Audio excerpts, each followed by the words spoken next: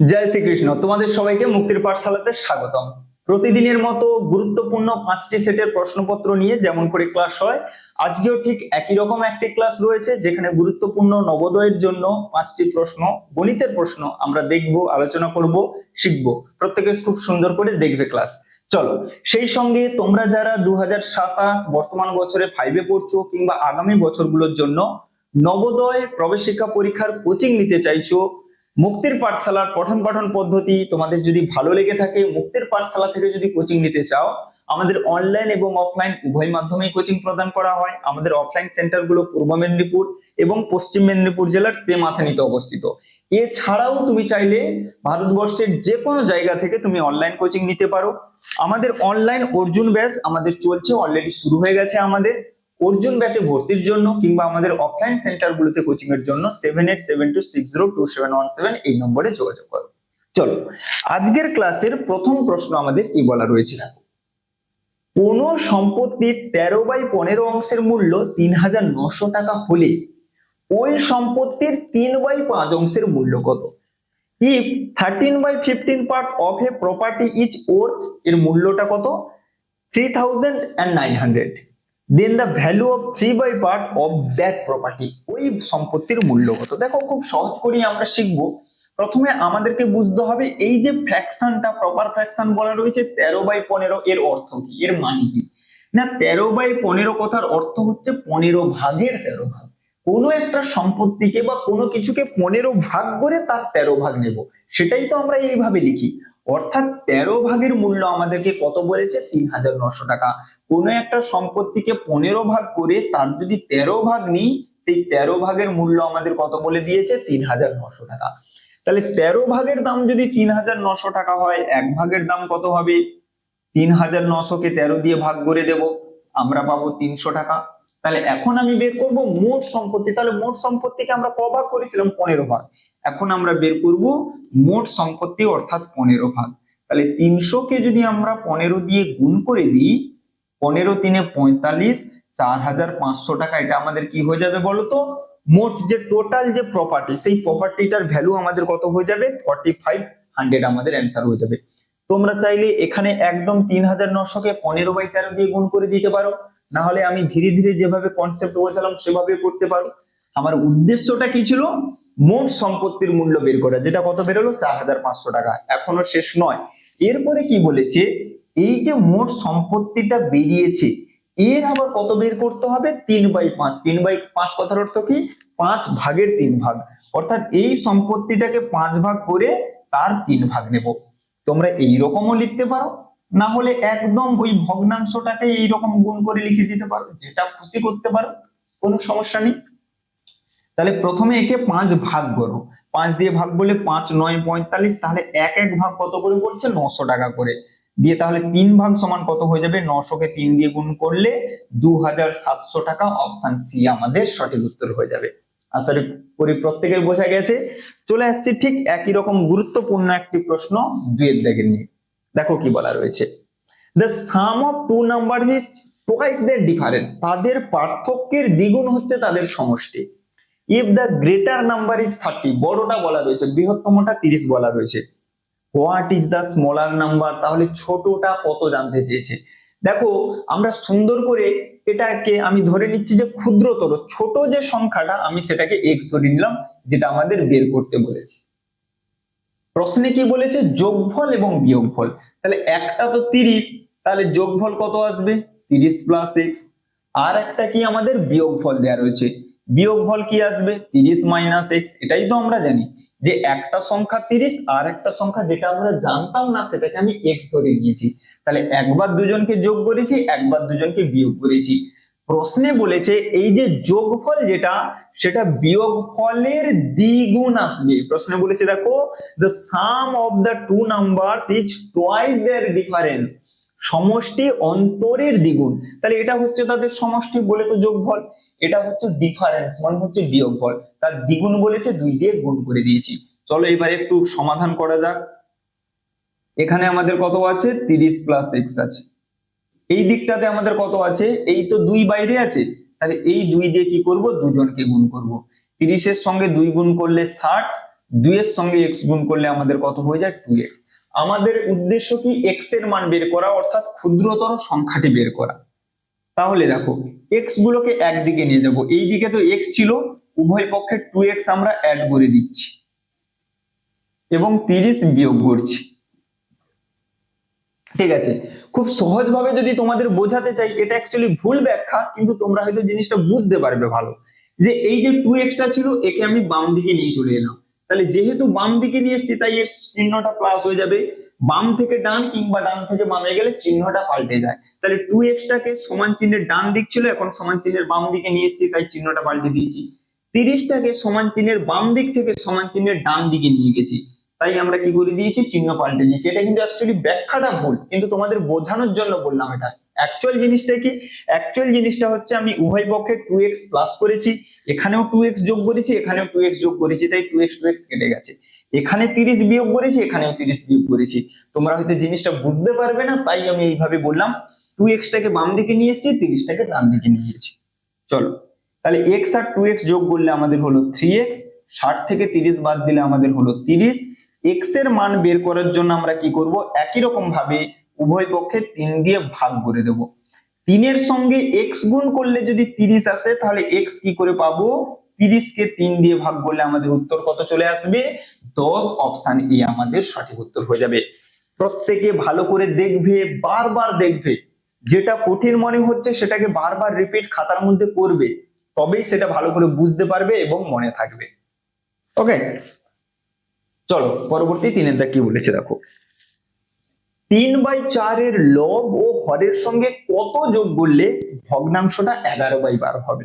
How much should be added to the numerator and denominator of 3/4 so that the fraction becomes 11/12? সহজ একটা প্রশ্ন। কি বলেছে, এই হচ্ছে 3/4, এর সঙ্গে আমি কত যোগ করব যাতে কিনা 11/12 হয়ে যাবে। তুমি এখানে অপশন থেকে জিনিসগুলোকেও করতে পারো। ঠিক আছে, যেমন ধরো এই যে আগের অঙ্কটাতে, যে কোনো যখন এই যে এমসিকিউ পরীক্ষা, মাল্টিপল চয়েস কোশ্চেন, আমাদের নবোদয়ের পরীক্ষাতে আমাদের কি দেয়া থাকবে গো, 4টা অপশন দেয়া থাকবে। তাহলে তুমি এই রকম করে বের করতে তোমার যে সময় যাবে, তুমি অপশন থেকে কিন্তু খুব কম সময় বের করে নেবে। তুমি প্রথমে ধরে নেবে যে ক্ষুদ্রতর সংখ্যাটাকে 10 ধরে নাও, তাহলে তুমি একবার, এটা তো বৃহত্তর সংখ্যা, ক্ষুদ্রতর সংখ্যাটা তুমি ধরে নিয়েছো 10, তাহলে 30 আর 10 যোগ করলে আমাদের কত হবে, 40। 30 থেকে 10 বাদ দিলে আমাদের কত হবে, 20। প্রশ্নে বলেছিল সমষ্টি অন্তরের দ্বিগুণ, এখানে সমষ্টিকে অন্তরের দ্বিগুণ এসছে, হ্যাঁ, তাহলে আমরা যেটা ধরেছিলাম আমাদের ধরাটা ঠিক। দেখো এত কিছু করতে হলো না, আমাদের সুন্দর করে উত্তর বেরিয়ে চলে এলো। ঠিক ওখানেও একই কাজ, এখানেও একই কাজ। আমি কনসেপ্টটা শেখাবো, তার আগে আমি তোমাদেরকে বলছি যে কত সহজে তুমি উত্তরগুলো বের করতে পারো। তুমি যদি 28 ধরে নাও, তাহলে 3 এর সঙ্গে 28 যোগ করলে কত হবে, 31। 4 এর সঙ্গে 28 যোগ করলে কত হবে, 32। 31 আর 32 কি কেটে 11/12 হবে? হবে না। 31 তো প্রাইম নাম্বার, কাটাকাটি যাবে না। তাহলে আমি এর দাগে যেটা উত্তর ধরেছিলাম এটা ভুল ধরেছি। তাহলে দ্বিতীয়টা ধরি তো, 14 এর সঙ্গে 3 যোগ করলে 17, 14 এর সঙ্গে 4 যোগ করলে 18, না এটাও হবে না। এবারে চলে আসবো 21-এ। 21 এর সঙ্গে 3 যোগ করলে 24, 21 এর সঙ্গে 4 যোগ করলে 25, এটাও তো আসছে না, কোথাও ভুল লেখা নেই তো। 16 আর 3 যোগ করলে 19, 16 আর 4 যোগ করলে 20, এই কোথাও কি ভুল লেখা আছে? যোগ বলেছে তো, 3/4 এর লব ও হরের সঙ্গে কত যোগ করলে ভগ্নাংশটি 11/12 আসবে? না আসছে না তো, আসছে না তো, আসছে না তো, ভুল হচ্ছে।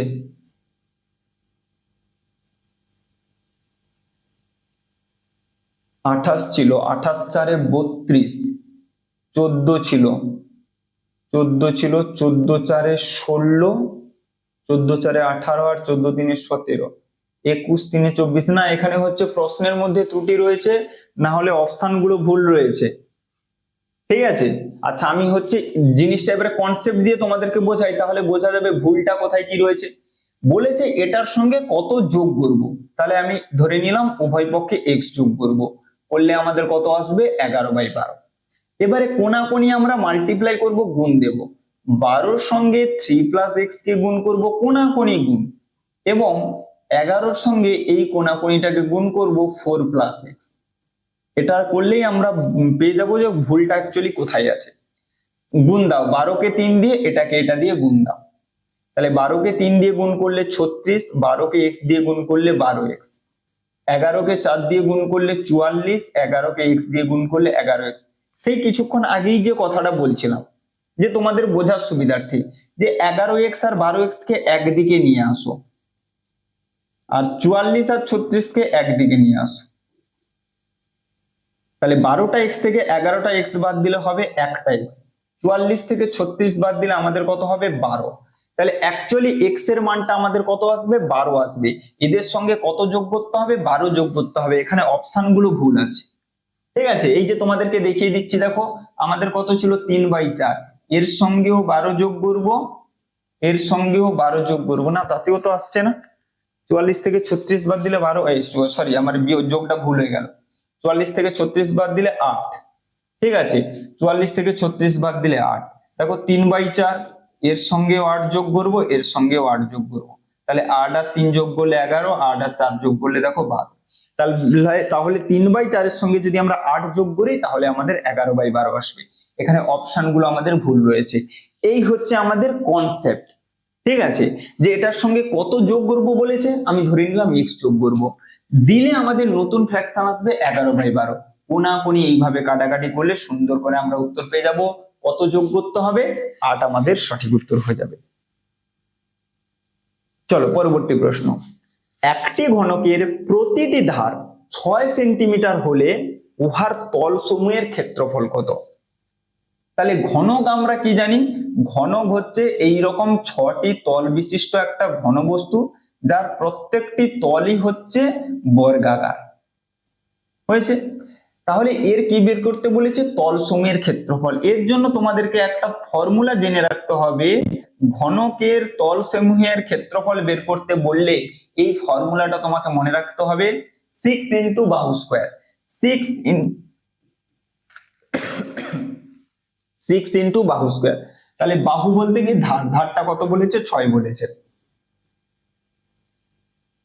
তাহলে 6 × 6 স্কয়ার 36, আর 6 গুণ করলে 216। এককটা আমাদের কত হয়ে যাবে বর্গ সেন্টিমিটার, না মিটার আছে সেন্টিমিটার। তাহলে 216 বর্গ সেমি আমাদের সঠিক উত্তর হয়ে যাবে অপশন সি তে। তাহলে এই যে ফর্মুলাটা বললাম সুন্দর করে প্রত্যেকে মনে রাখবে। ঘনকের সমগ্র তলের ক্ষেত্রফল বা তল সমূহের ক্ষেত্রফল বের করতে বললে 6 × বাহু স্কয়ার এই ফর্মুলাটা আমরা বসাবো, বসালেই চলে আসবে 216 বর্গ সেমি, হয়েছে। চলো নেক্সট, শেষ প্রশ্ন কি বলেছে দেখো। 7 সেমি ব্যাসার্ধ বিশিষ্ট বৃত্তের বৃহত্তম জ্যা আমরা কি জানি, জ্যা আমরা কি জানি না, এই হচ্ছে আমাদের একটা বৃত্ত, এই হচ্ছে আমাদের একটা বৃত্ত, ঠিক আছে। জ্যা কাকে বলে, ব্যাস কাকে বলে, না এই বৃত্তের পরিধির ওপরের দুটো বিন্দুকে যোগ করলে আমরা যে সরল রেখাটা পাই, স্ট্রেট লাইন পাই, তাকে আমাদের কর্ড বলে, জ্যা বলে। ব্যাসার্ধ কাকে বলে, না বৃত্তের সেন্টার থেকে ওই সার্কামফারেন্স পরিধি পর্যন্ত যে ডিসটেন্স, এটাকেই আমাদের রেডিয়াস বা ব্যাসার্ধ বলে। ডায়ামিটার ব্যাস কাকে বলে, ব্যাস কাকে বলে, না এই হচ্ছে যে জ্যা, যেটা বৃহত্তম জ্যা, অর্থাৎ যে জ্যাটা সেন্টার দিয়ে যাবে সেটাকেই আমাদের কি বলে, সেটাকেই আমাদের ডায়ামিটার বলে, সেটাই হচ্ছে লার্জেস্ট কর্ড, হয়েছে। তাহলে এখানে কি দেয়া রয়েছে, 7 সেমি ব্যাসার্ধ বিশিষ্ট বৃত্ত বলেছে, এর কি দেয়া রয়েছে, রেডিয়াস দেয়া রয়েছে, ব্যাসার্ধ দেয়া রয়েছে। তাহলে ব্যাসার্ধ আমাদের কত বলেছে 7 সেন্টিমিটার।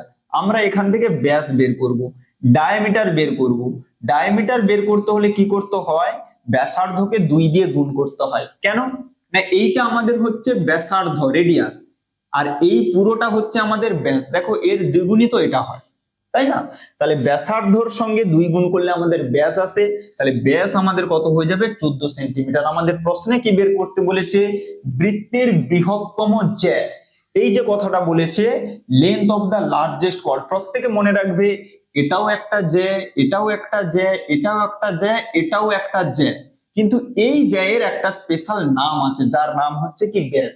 তাহলে এটাকেও জ্যা বলে, এটাকেও জ্যা বলে, কিন্তু দেখো এই জ্যাটা কিন্তু কেন্দ্র দিয়ে যায়নি, সেন্টার দিয়ে যায়নি, এটাও সেন্টার দিয়ে যায়নি, এটাও সেন্টার দিয়ে যায়নি। যেই জ্যাটা সেন্টার দিয়ে যাবে সেটার একটা স্পেশাল নাম, সেটাকে আমাদের বলে ডায়ামিটার ব্যাস বলে, এবং যার দৈর্ঘ্য সব থেকে বড় হয়, যেটাকে বৃহত্তম জ্যা বলা হয়। তাহলে যখনই বৃহত্তম জ্যা বের করতে বলবে, লার্জেস্ট কর্ড বের করতে বলবে, প্রত্যেকের ডায়ামিটার অর্থাৎ ব্যাস বের করবে। 14 সেন্টিমিটার আমাদের সঠিক উত্তর হয়ে যাবে, অপশন বি হয়েছে। প্রত্যেকে সুন্দর করে ক্লাসটা দেখবে। তোমরা যদি আমাদের ফ্রি গ্রুপে জয়েন হতে চাও, ফ্রি হোয়াটসঅ্যাপ গ্রুপে, যেখানে এই যে ক্লাসগুলো করানো হচ্ছে, ঠিক আছে, ইউটিউব যে ক্লাসগুলো লিঙ্কগুলো, সেই ক্লাসের লিঙ্কগুলো তোমরা পেতে চাইলে আমাদের হোয়াটসঅ্যাপ গ্রুপে জয়েন হতে পারো, ফ্রি হোয়াটসঅ্যাপ গ্রুপ। সেই গ্রুপের লিঙ্কও তুমি এই ভিডিও ডেসক্রিপশন বক্সে কিংবা কমেন্ট সেকশনে পেয়ে যাবে। ঠিক আছে, চলো আজকের এই ছোট্ট ক্লাস এখানে শেষ করছি। সবাইকে শুভরাত্রি।